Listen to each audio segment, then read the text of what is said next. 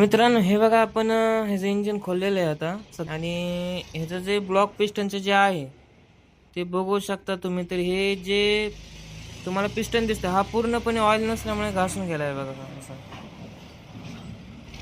आणि दुसरं एक बोलायचं झालं तर इथे जे एक पिन आहे, तुम्हाला ही पिन दिसत असेल तर हे पिनमध्ये पूर्णपणे जाम झाला आहे, जास्त पिनच जाम झालेली आहे ती.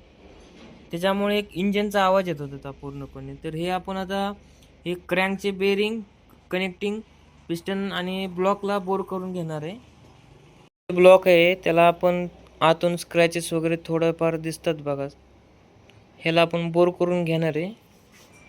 हे असं झालेलं आता असा कार्बन येतो बघा, हे कार्बन आणि हे जे आलेलं आहे ना ते ऑइल आहे आणि हे काढताना प्लग तुटलेलं आहे आता.